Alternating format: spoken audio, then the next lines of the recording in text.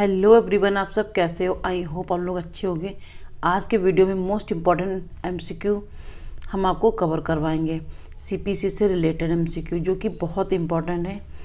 तो यानी कि सिविल प्रोसीजर कोड 1908 सिविल प्रक्रिया संहिता, ये पार्ट 5 है। 4 पार्ट अपलोड हो चुके हैं। इसका वेटेज कितना है? 10 मार्क्स का, जैसे मैं पिछले वीडियो में बता चुकी हूँ।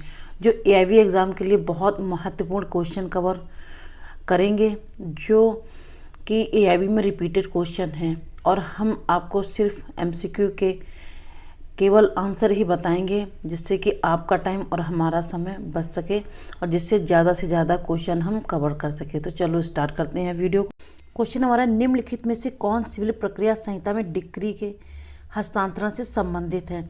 तो इसमें सेक्शन पूछना है, बहुत ईजी क्वेश्चन है। इसे आप अपने ब्रैकेट से बहुत आसानी से करने वाले हैं। तो हमें क्या करना है, सबसे पहले अपने ब्रैकेट देखना है और उसमें से इसका जो राइट ऑप्शन हम आपको बता दे रहे हैं, सी ऑप्शन इसका बिल्कुल राइट है। 39 सेक्शन इसमें दिया हुआ ट्रांसफ़र ऑफ डिक्री, ठीक है। तो आप जब हिंदी में देखेंगे तो लिखा होगा डिक्री का अंतरण, ठीक है। तो हमारा सी ऑप्शन इसका बिल्कुल राइट है। क्वेश्चन हमारा नेक्स्ट है, निर्णय या अंतिम आदेश पर हस्ताक्षर के बाद उसमें केवल निम्नलिखित उद्देश्यों के लिए परिवर्तन या समीक्षा की जा सकती है। तो इसका राइट ऑप्शन कौन सा है? इसका सी ऑप्शन बिल्कुल राइट है। लिपि और अंकगणितीय त्रुटि को सुधारने के लिए, ठीक है। तो ऑप्शन हमारा सी बिल्कुल राइट है। क्वेश्चन हमारा, सह प्रतिवादियों के बीच रिस जुडिकाटा के नियम को लागू करने के लिए निम्नलिखित में से कौन सी शर्त पूरी होनी चाहिए? तो इसका सी ऑप्शन बिल्कुल राइट है। प्रतिवादियों के बीच का प्रश्न अंततः तय हो चुका होगा, ठीक है। तो सी ऑप्शन इसका बिल्कुल राइट है। क्वेश्चन हमारा है, सिविल प्रक्रिया संहिता के आदेश 21 नियम 41V के तहत संपत्ति का हलफनामा दाखिल करने में निर्णय देनदार की विफलता के परिणाम स्वरूप हो सकता है। तो इसका ए ऑप्शन बिल्कुल राइट है। निर्णय ऋणी के लिए 3 महीने का सिविल कारावास, यानी कि निर्णय देनदार की विफलता के परिणाम स्वरूप उसको 3 महीने का कारावास हो सकता है, ठीक है। तो क्वेश्चन नेक्स्ट देख लेते हैं। क्वेश्चन हमारा है, जहां प्रतिवादी उस समय अनुपस्थित हो जब उस पर समन की तामील की जानी चाहिए गई तो हो, उसके निवास पर युक्त समय के भीतर उसके उपलब्ध होने की कोई संभावना ना होने पर तथा सशक्त अभिकर्ता की अनुपस्थिति में तामील उस समय की जा सकेगी जब उस पर समन की तामील की जानी चाहिए होगी। तो इसका डी ऑप्शन बिल्कुल राइट है। ए और बी यानी कि दोनों ऑप्शन ठीक हैं। तो ए में क्या दिया हुआ, उसके परिवार का कोई भी वयस्क पुरुष, हाँ, और बी ऑप्शन है उसके परिवार की कोई भी वयस्क महिला, या तो पुरुष हो या तो महिला हो। ये दोनों ही ऑप्शन बिल्कुल राइट है। तो डी ऑप्शन इसका बिल्कुल राइट है। क्वेश्चन हम नेक्स्ट देख लेते हैं। क्वेश्चन हमारा है, सिविल प्रक्रिया संहिता के आदेश 1 नियम 13 के अंतर्गत पक्षों के गैर संयोजन या गलत संयोजन के संबंध में आपत्ति। तो इसका बी ऑप्शन इसका बिल्कुल राइट है। इससे यथाशीघ्र लिया जाना चाहिए, अन्यथा वह अमान्य हो जाएगा। किसको? संयोजन के संबंध में आपत्ति को, ठीक है। तो इसका बी ऑप्शन इसका बिल्कुल राइट है। क्वेश्चन हमारा, मुकदमे का उपशमन रद्द किया जा सकता है तो कौन से आदेश और नियम के अंतर्गत? तो इसका ए ऑप्शन बिल्कुल राइट है। सीपीसी के आदेश 22 नियम 9 के अंतर्गत, यानी कि 22 आदेश और रूल 9 के अकॉर्डिंग, ठीक है। तो ए ऑप्शन इसका बिल्कुल राइट है। क्वेश्चन हम नेक्स्ट देख लेते हैं। क्वेश्चन है, सिविल प्रक्रिया संहिता के आदेश 9 नियम 8 के तहत किसी मुकदमे को खारिज किया जा सकता है, यानी कि ऑर्डर 9 और रूल 8 के तहत। कौन सा ऑप्शन इसमें राइट है? तो इसमें ए ऑप्शन बिल्कुल राइट है। सुनवाई की तिथि पर केवल प्रतिवादी उपस्थित होता है तथा वादी उपस्थिति नहीं होता है। किसमें? नियम 8 में और ऑर्डर 9 के तहत। तो इसका ए ऑप्शन बिल्कुल राइट है। क्वेश्चन नेक्स्ट देख लेते हैं।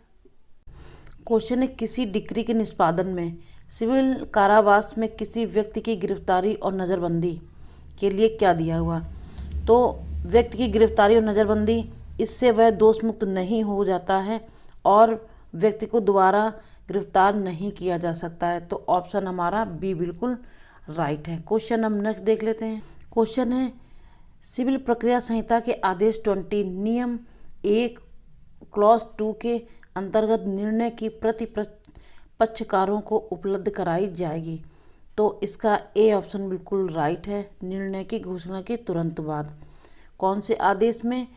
ऑर्डर 22 रूल 1 क्लॉज 2 के अंतर्गत निर्णय की घोषणा तुरंत बाद की जाएगी। ठीक है, तो ऑप्शन हमारा ए बिल्कुल राइट है। क्वेश्चन हमारा यदि कोई पक्ष अस्थायी निषेधाज्ञा के आदेश का उल्लंघन करता है तो क्या होगा? इसकी संपत्ति कुर्की की जा सकती है। तो ये संपत्ति कुर्की का किस सेक्शन में दिया हुआ है? 82-83 की कार्यवाही की जाएगी। तो ऑप्शन हमारा सी बिल्कुल राइट है। इसकी संपत्ति कुर्की की जा सकती है। ठीक है, अगर कोई इसके आदेश का उल्लंघन करता है तो ऑप्शन हमारा सी बिल्कुल राइट है। क्वेश्चन नेक्स्ट देख लेते हैं। क्वेश्चन हमारा निम्नलिखित में से कौन सा नागरिक प्रकृति का नहीं है?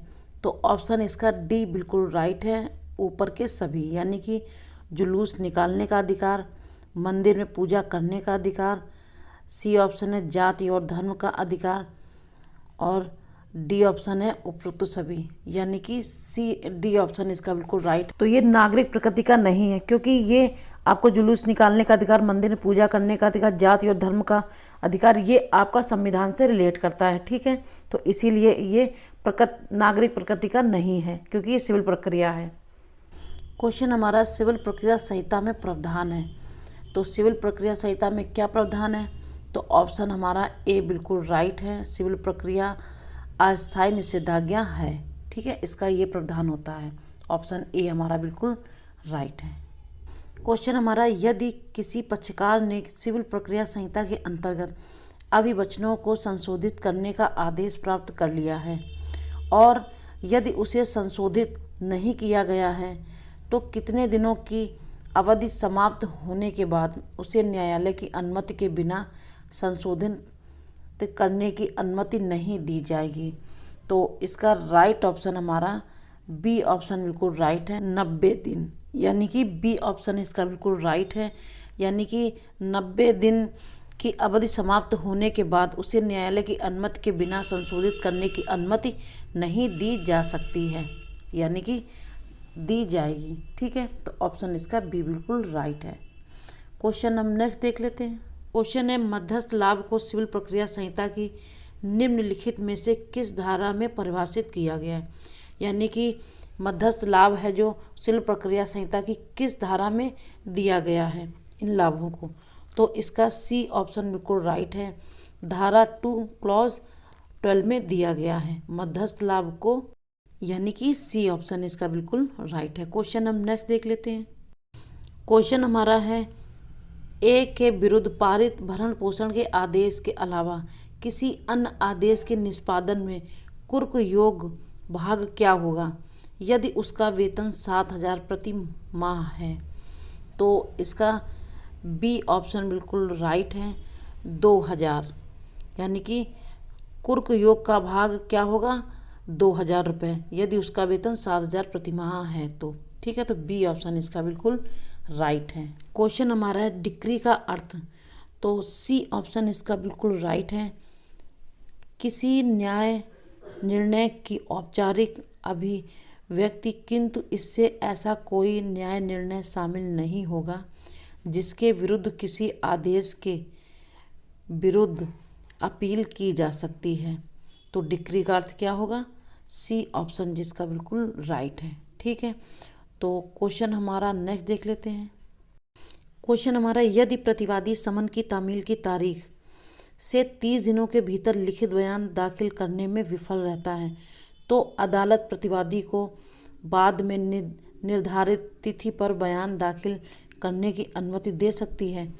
तो इसका ऑप्शन सी बिल्कुल राइट है।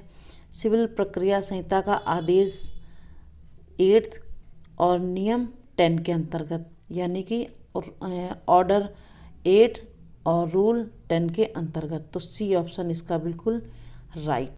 क्वेश्चन हमारा है, वादी या उसके वकील की अनुपस्थिति के कारण वाद खारिज करने का आदेश इस प्रकार है। तो ऑप्शन डी बिल्कुल राइट है, अपीली पुनरीक्षण योग। सी ऑप्शन है पुनराविलोकन और डी ऑप्शन है उपरोक्त में से किसी के अधीन नहीं। तो डी ऑप्शन इसका बिल्कुल राइट है। ठीक है, तो आज के एमसीक्यू इतने कवर किए हैं, पार्ट 5 कंप्लीट हो गए हैं और मिलते हैं नेक्स्ट वीडियो में। Thanks for watching. अगर वीडियो आपको अच्छी लगी तो लाइक कर देना, सब्सक्राइब ज़रूर कर देना। मिलते हैं नेक्स्ट वीडियो में नेक्स्ट टॉपिक के साथ में। Thanks for watching.